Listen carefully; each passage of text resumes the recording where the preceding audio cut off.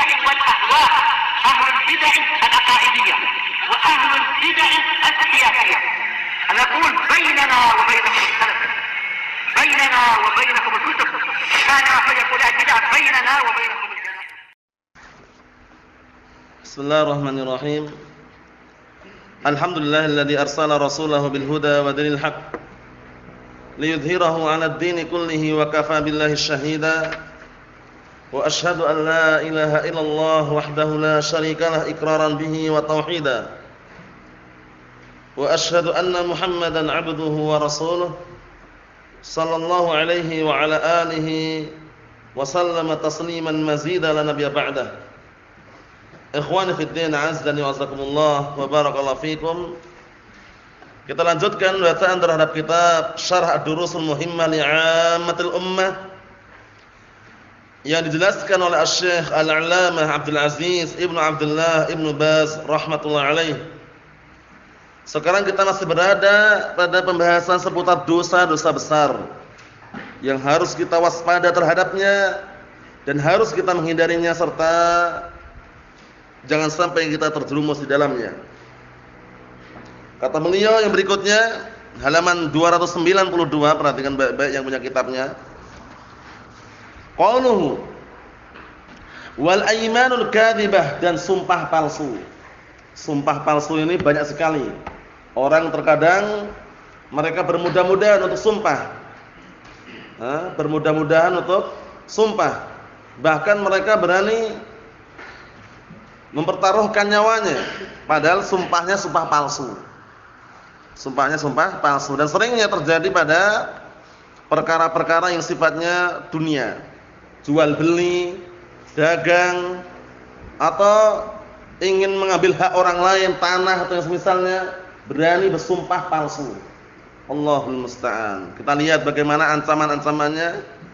Liqaulillahi ta'ala, dikarenakan perkataan Allah Subhanahu wa ta'ala, wala tattakhidhu aymanakum dakhalan bainakum fatazilla qadamun ba'da subutiha wa tadhuqus su'a bima sadattum 'an sabilillah wa lakum 'adzabun 'adzim. Allahul musta'an. Ngeri, barakallahu fiik. Jangan kalian menjadikan sumpah-sumpah kalian sebagai alasan untuk mengambil atau makan harta di antara kalian, yang akhirnya telapak kaki kalian terpeleset, tergelincir yang sebelumnya kokoh di atas. Wa tadzuqus su'a, kemudian kalian akan merasakan azab. Bima sadattum 'an sabilillah, dengan sebab kalian menghalang-halangi dari jalan Allah. Wa lakum 'adzabun 'adzim, dan kalian mendapatkan azab yang besar. Wa ma'na dakhalan ay khadi'atan wa makra. Ayo kan disebutkan di sini barakallahu fikum, makna dakhalan adalah apa? Khadi'atun makra. Jangan kalian sumpah, menjadikan sumpah-sumpah kalian untuk tujuannya apa? Menipu dan bikin makar. Enggak boleh. Jual beli jujur.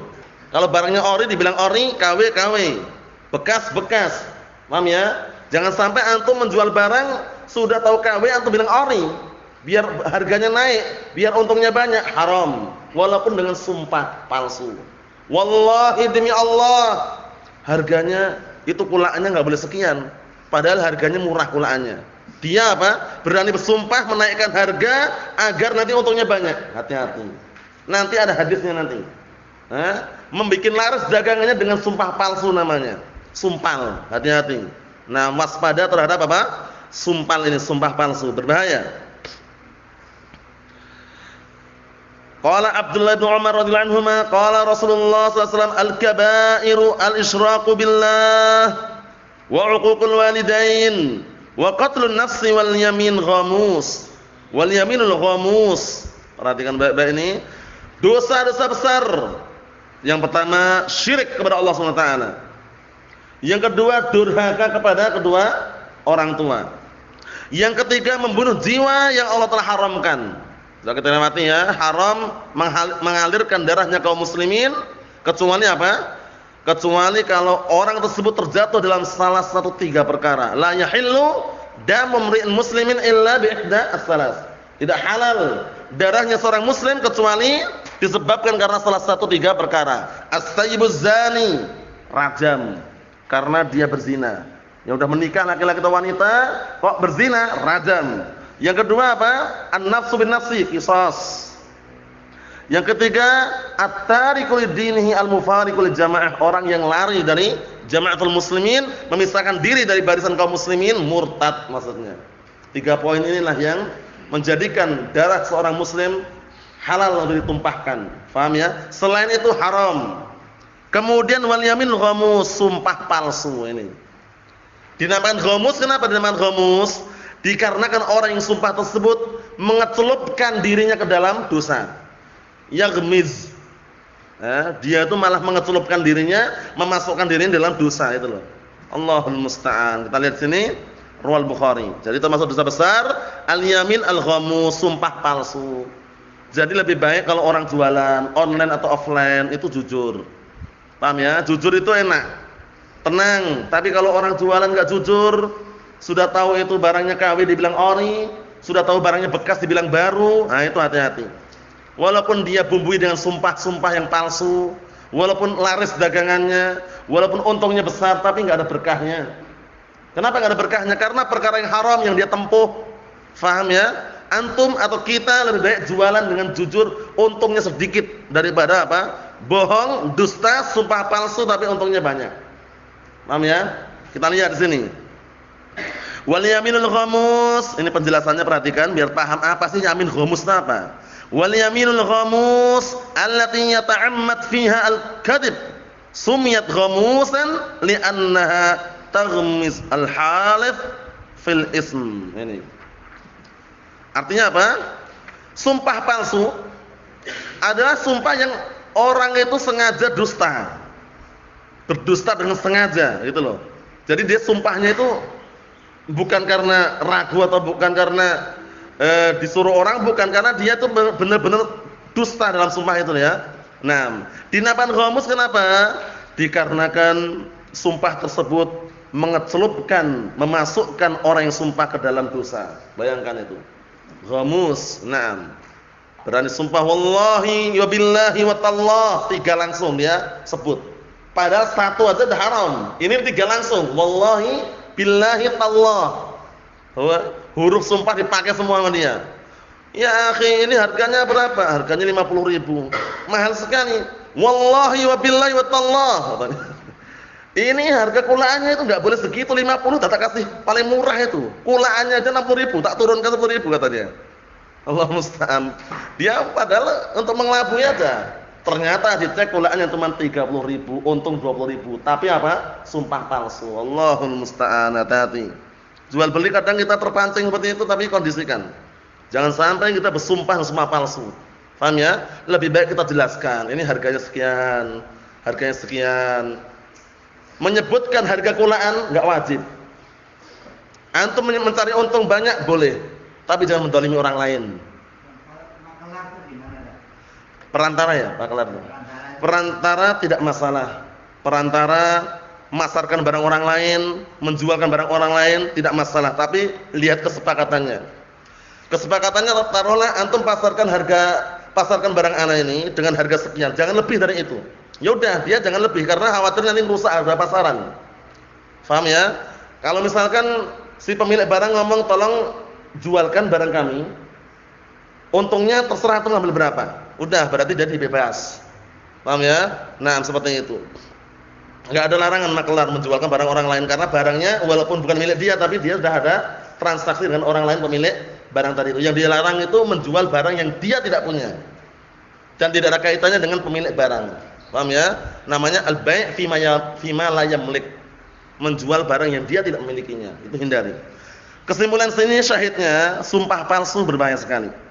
Wa qala Rasulullah sallallahu alaihi wasallam salasatun la yukallimuhumullah yaumal qiyamah wa la yuzakkihim. Perhatikan ini, walahum 'adzabun alim.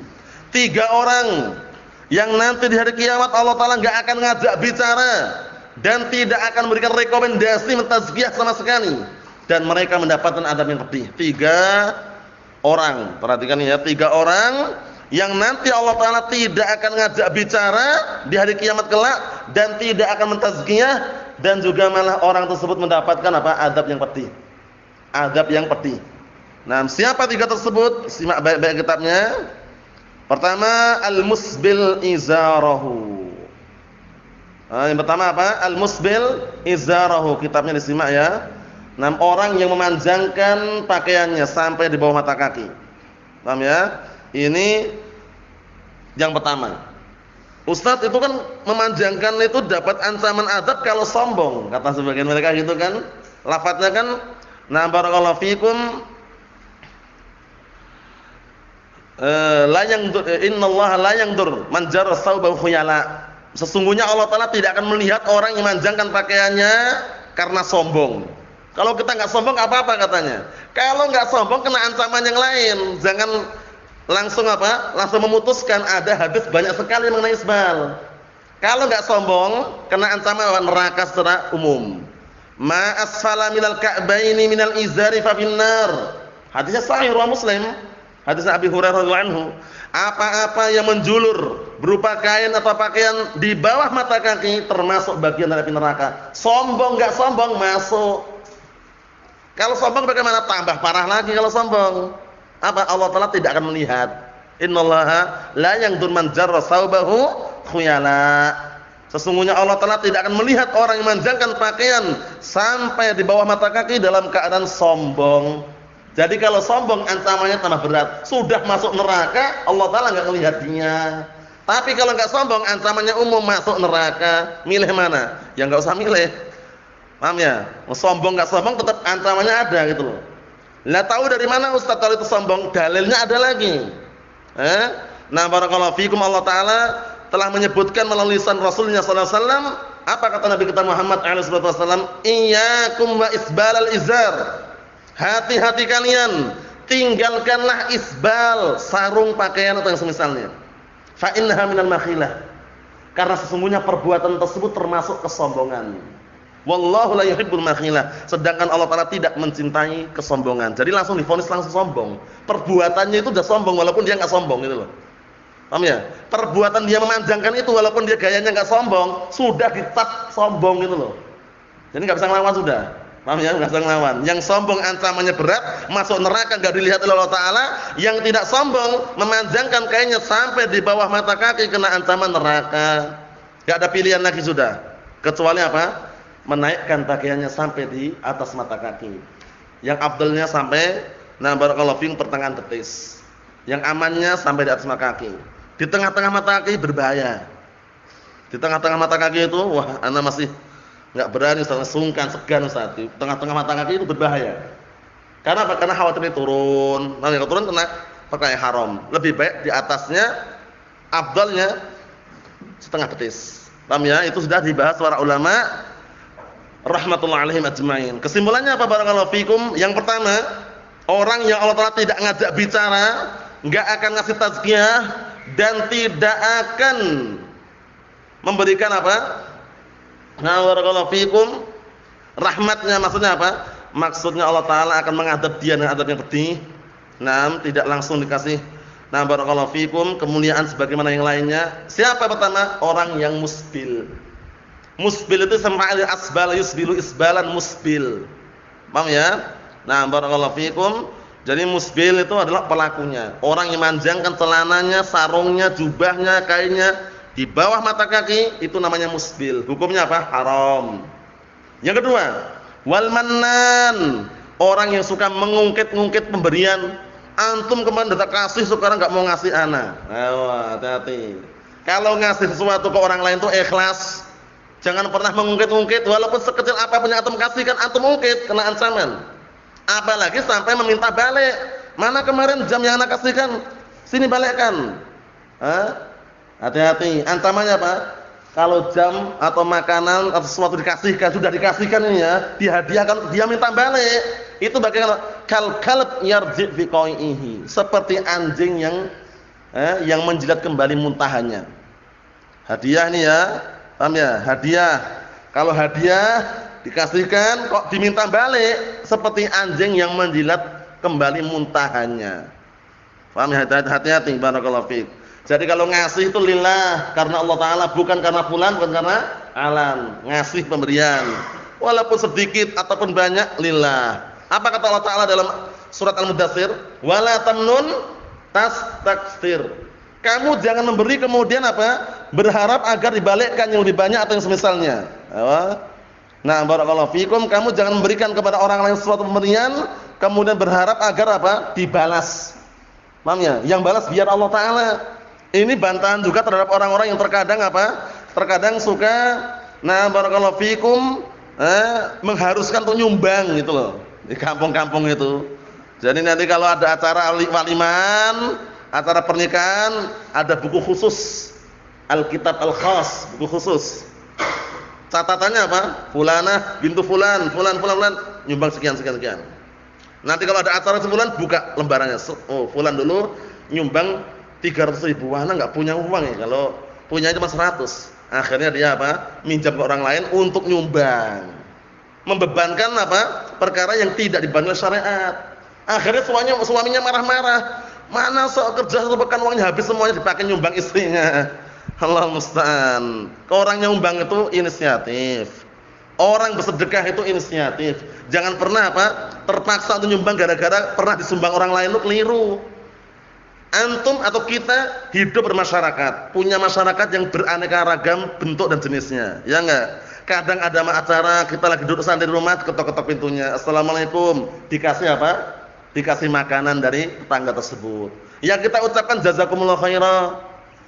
Ya, terima kasih. Perkara nyumbang enggak nyumbang itu urusan antum gitu loh. Enggak nyumbang enggak masalah, syariat enggak mengharuskan.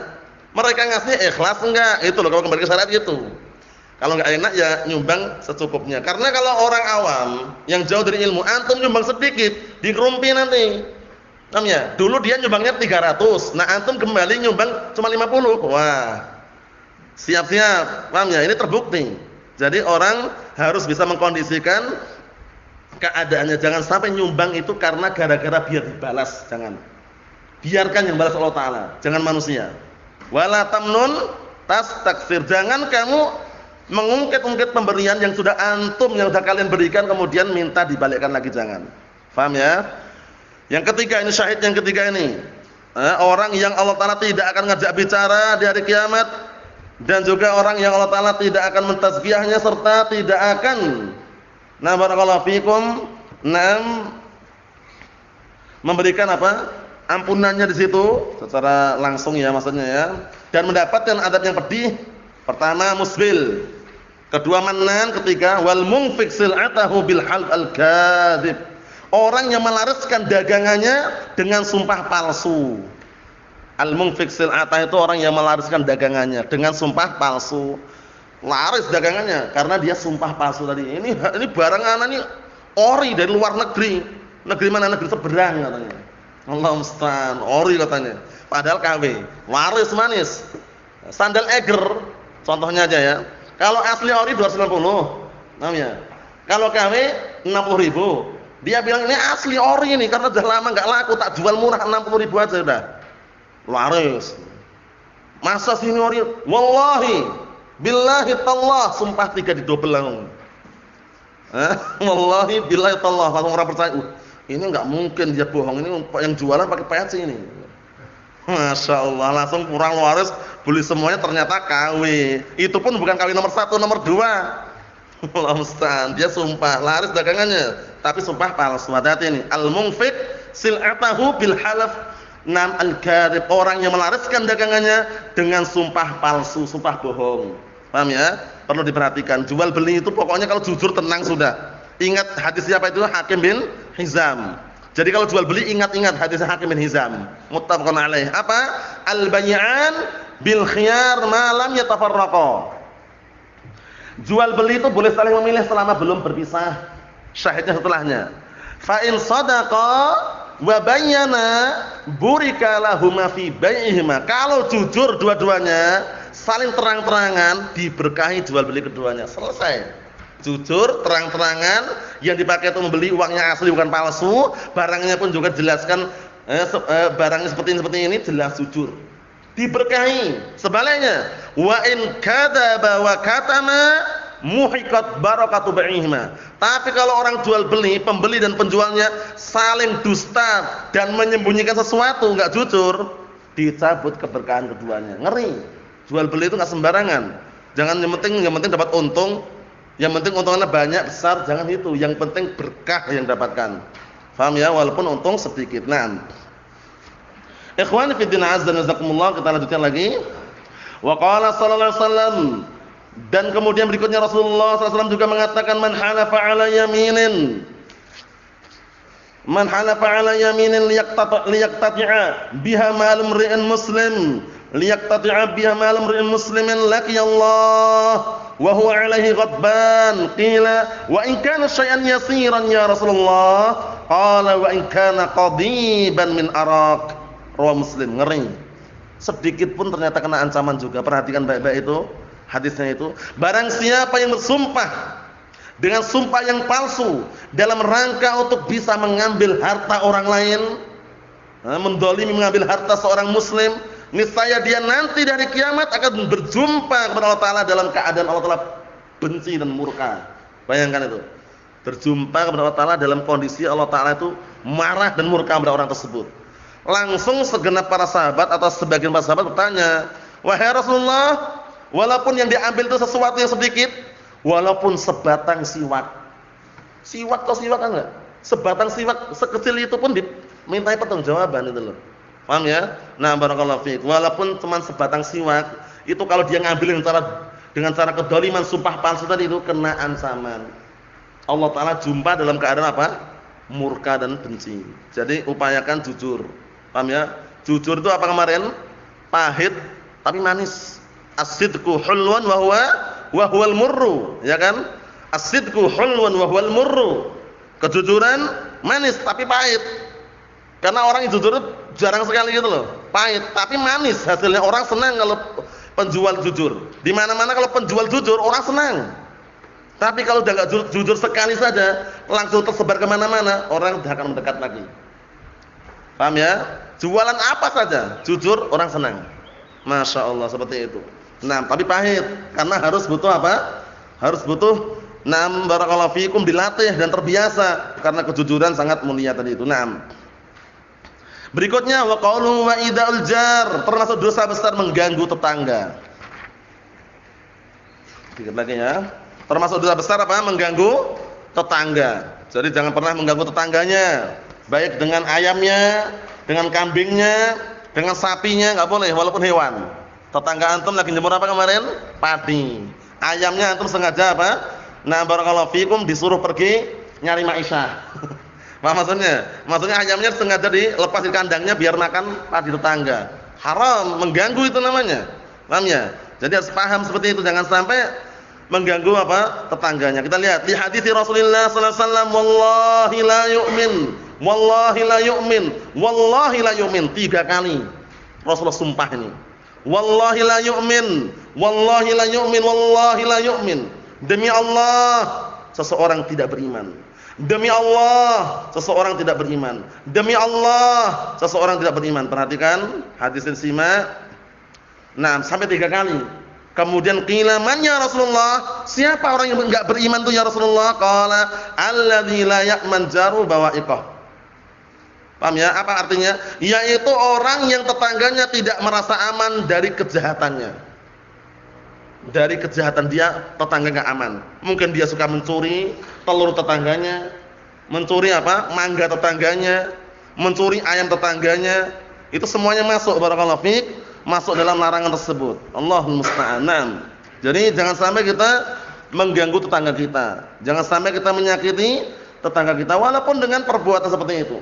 Paham ya? Makanya di dalam ada bangun rumah, kalau bertetanggaan, upayakan jendela-jendela yang kita miliki jangan mengarah ke dalam rumah tetangga kita. Agak ditinggikan atau bikin jendela yang arah yang lain. Karena apa? Karena tujuannya biar enggak nampak apa-apa yang terjadi di dalam rumah tetangga kita gitu. Itu sampai dibahas itu. Paham ya? Kalau di Yaman atau Arab sana antum lihat. Jarang sekali orang jendela itu berhadapan-hadapan. Tetangga-tetangga yang lainnya. Kalau di sini ada jendela, mereka bikin jendela bagian sini, bagian sana. Enggak berhadapan itu loh. Karena tujuannya apa? Biar tertutup aurat yang ada dalam rumah tersebut. Paham ya? Nah, kalau di Indonesia kan kebanyakan orang yang enggak paham ya. Jadi kadang mereka sudah biasa seperti itu. Padahal kadang kalau dibuka jendelanya kelihatan dalam kan? Kalau di sana tidak. Orang Arab itu biasanya jendelanya agak tinggi. Kemudian itu pun enggak berhadapan-hadapan itu loh. Tujuannya tadi itu biar barakallahu fikum tidak nampak aurat yang ada dalam tetangga tersebut. Kemudian apalagi di antaranya? Hidup bertetanggaan. Kalau bertamu ngetok pintunya, assalamualaikum. Jangan di depan pintu ini. Minggir dikit. Tujuannya apa tujuannya? Kalau pintu dibuka, dalam enggak nampak. Paham ya? Minggir dulu. Jangan depan pintu persis. Assalamualaikum. Gini. Dibuka pintunya, dalam ternyata masih ada yang mungkin tidur atau belum persiapan atau khawatirnya ada istrinya atau anak perempuannya, itu yang dikhawatirkan. Itu dibahas juga dalam fikih ya. Jadi kalau bertamu ngetok pintu, assalamualaikum 3 kali dijawab, alhamdulillah enggak jawab, pulang. Itu pun upayakan berdirinya tidak di tengah pintu persis tapi di pinggir. Biar kalau dibuka enggak nampak dalamnya. Nah, kita lihat dikit lagi. Wa fi riwayat Muslim la yadkhulul jannah man la ya'man jaruhu bawa'iqah. Ay la ya'man jaruhu sururahu. Bawa'iqah artinya surur. Di situ dijelaskan itu ya, bawa'iq artinya surur. Artinya apa? Tidak akan masuk surga orang yang tetangganya tidak merasa aman dengan kejahatannya. Kejahatan orang tersebut. Jadi tetangga kalau tidak merasa aman dari kejahatan orang tadi, maka diancam tidak masuk surga. Lah berarti kafir, Ustaz. Lah ini buktinya enggak beriman. Kita katakan peniadaan keimanan bagi pelaku dosa besar bukan secara mutlak, tapi yang ditiadakan mutlak. Yang ditiadakan al-iman mutlak. Maksudnya bagaimana? Iman yang sempurna yang ditiadakan. Kesempurnaan keimanan yang ditiadakan, bukan secara total gitu loh. Paham belum? Seperti contohnya apa? Contohnya la yu'minu ahadukum hatta yuhibba li akhihi ma yuhibbu li nafsihi. Tidak beriman salah seorang di antara kalian, habis imannya itu bagaimana? Bukan, tidak sempurna. Paham ya? Tidak sempurna keimanan di antara kalian. Paham insyaallah ya? Jadi jangan sampai antum bingung ini. Ini kan pelaku dosa besar kok enggak beriman ya? Kita katakan tidak beriman dengan iman yang sempurna. Paham insyaallah ya? Banyak dalil yang terkadang ditiadakan keimanannya bukan seluruhnya tapi kesempurnaannya. Seperti apa? Qalatil a'rabu amanna qul lam tu'minu walakin qul aslamna. Orang-orang Badui mengatakan kami telah beriman. Jangan mengatakan seperti itu, tapi katakanlah kami telah berislam. Kalian belum beriman. Maksudnya belum beriman dengan iman yang sempurna. Mahfum salah ya? Naam. Ikhwani fid din azza wa jalla, la ya'man jaruhu sururahu. Tetangganya tidak merasa aman dari kejahatan dan kejelekannya. Tetangganya tidak merasa aman dari kejelekan dan kejahatannya. Jadi kalau bertetangga, upayakan kita bisa mengkondisikan. Kalau antum taruhlah enggak suka diganggu, jangan ganggu tetangga antum. Kalau kalian atau kita enggak suka, barakallahu fikum, merasa terganggu dengan apa yang ada di orang lain, jangan mengganggu orang lain gitu loh. Paham ya? Kalaupun taruhlah antum baguslah nyetel murotal, enggak masalah, murotal jangan keras banget. Di hadapan tetangguanya gitu, salon, mic-nya 2 gitu, nyetel murotal, terus ama. Wah, dia nyapu santai gitu. Ganggu. Paham ya? Jangan mengganggu. Hatta walaupun murotal yang antum setel, gitu loh. Paham ya? Nah, upayakan dikondisikan. Bertetangga seperti itu, diupayakan bisa mengkondisikan keadaannya. Nah, kita lihat seperti ini ya. Berikutnya ya, kata beliau, wa kana min du'ain Nabi sallallahu alaihi wasallam, Allahumma inni a'udzubika min jaris su' fi daril maqam, fa inna jarad dunya yatahawwal. Rawahu an-Nasa'i al-Bukhari fil Adab al-Mufrad bi sanad sahih, masyaallah. Dahulu termasuk doa yang Rasulullah ucapkan, ini doa yang Rasulullah ucapkan, Allahumma inni a'udzubika min jaris su' fi daril maqam. Ya Allah, sesungguhnya aku berlindung kepadamu dari tetangga yang jelek di negeri akhirat. Karena sesungguhnya tetangga yang di dunia itu bisa berubah. Maksudnya berubah, berpindah. Kalau dulu di dunianya tetangganya barakallahu fikum jelek, nanti bisa bisa jadi tetangganya jelek juga. Walaupun hadisnya ini ada kalam, barakallahu fikum, kesimpulannya apa? Kesimpulannya syahidnya di sini adalah berlindung dari tetangga yang jelek, itu syahidnya. Paham ya? Karena apa? Karena tetangga yang jelek itu pengaruhnya juga bisa jelek juga. Karena bagaikan teman dekat, karena antum tetangga antum jelek, kalau antum enggak kuat, antum ikut jelek juga, gitu loh. Paham ya? Kalau tetangga antum baik, kemudian antum bisa meniru kebaikan, ikut baik juga, gitu loh ya. Jadi dikondisikan. Dikit lagi. Wa qila lin Nabi sallallahu alaihi wasallam inna fulanah taqumul lail wa tasumun nahar wa taf'al wa tasaddaq wa tu'dhi wa tu'adnam wa tu'dhi jiranaha bilisaniha. Ini bayangkan amalan sudah apa? Banyak amalan yang dia lakukan. Nah, amalan sudah banyak yang dia lakukan, lihat nih. Dikatakan kepada Rasulullah sallallahu alaihi wasallam, "Ya Rasulullah, sesungguhnya fulanah," wanita ini ya, dia salat malam, puasa siang hari, dia melakukan ibadah, bersedekah, tapi ganggu tetangganya dengan lisannya. Paham ya? Biasanya kalau orang awam ya, walaupun enggak semuanya, kalau sudah padu, bahasanya padu, adu mulut. Paham ya? Apalagi kalau perempuan keperan di situ udah. Kalau antum anak-anak pernah nyaksikan, antum mungkin pernah nyaksikan juga ya. Kalau adu mulut kalau perempuan sama perempuan, rasanya masya Allah luar biasa. Wow, sulit untuk dibendung. Yang fulanah sama fulanah adu mulut gara-gara apa? Gara-gara jangkrik. Allah musta'an.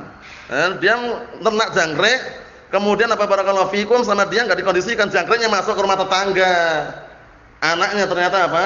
Lagi sakit, ternyata jangkriknya kemana-mana. Gara-gara jangkrik muarah ribut. Allahul musta'an. Dikondisikan. Ini lihat ini. Ya Rasulullah, itu ada fulanah perempuan salat malam, puasa terus, puasa siang, beribadah, sedekah, tapi ganggu tetangganya dengan lisannya. Faqala Rasulullah sallallahu alaihi wasallam, la khaira fiha, hiya min ahlin nar. Ngeri. Tidak ada kebaikan pada wanita tersebut. Dia termasuk penduduk neraka. Bayangkan, divonis langsung termasuk penduduk neraka. Maksudnya dapat ancaman neraka dia itu. Wa fulana tusallil maktubah wa tusnam wa tasaddaq bi aswar wa la tu'dhi ahadan. Faqala Rasulullah sallallahu alaihi wasallam, hiya min ahli jannah, masyaallah. Sedangkan si fulana, perempuan yang satunya, dia salat 5 waktu, bersedekah dengan apa? Dengan 6 aswar. Aswar sebutan bawah itu. Wa hiya al-qit'ah min aqid. Itu potongan, nah barakallahu fikum, semacam potongan makanan keju dan semisalnya itu ya. Ya semacam apa, nah barakallahu fikum, makanan Arab lah yang biasanya dicampur makannya dengan ayam dan semisalnya. Paham ya? Nah, potongan ini potongan semacam potongan roti gitu ya. Potongan roti. Tapi enggak ganggu tetangganya. Akhirnya Rasulullah mengatakan dia termasuk penduduk surga. Rawal Bukhari fil Adabil Mufrad bi sanad sahih. Berarti Imam Bukhari punya kitab lain ya? Naam. Kitab lain yang bagus ini, Al Adabil Mufrad ini. Cuman nah barakallahu fikum itu pun masih ada tahqiqnya gitu loh. Karena Al-Adabul Mufrad beda dengan Sahih Bukhari. Kalau Sahih Bukhari ketat sekali, Sahih Bukhari enggak sembarangan. Sahih Bukhari itu memang ketat sekali. Beliau ketika masukkan satu hadis saja, sebelum masuk ke dalam Sahih Bukhari, salat 2 rakaat terlebih dahulu. Paham ya? Kisahnya seperti itu, Imam Bukhari. Makanya kalau Sahih Bukhari sepakat sudah, tapi kalau Al-Adabul Mufrad itu masih ada Sahih Al-Adabul Mufrad. Karya Al-Imam Al-Albani. Berarti ada yang sahih, ada yang mungkin dikritik. Paham ya? Sehingga apa? Dikumpulkan, diteliti, dicek oleh Al-Imam Al-Albani, muncullah kitab Sahih Al-Adabul Mufrad. Paham ya? Tapi kalau Sahih Bukhari enggak ada, Sahih Bukhari enggak ada. Sahih Bukhari adalah sahih sudah, enggak usah iskal lagi sudah. Imam Bukhari sangat hati-hati ketika meletakkan hadis dalam Sahih Bukhari. Enggak seperti barakallahu fikum meletakkan yang lainnya, karena syaratnya ketat masing-masing perawi. Imam Bukhari mensyaratkan berapa kemarin? Masing-masing perawi syaratnya berapa? 2 syarat. Enggak sembarangan. Syarat pertama,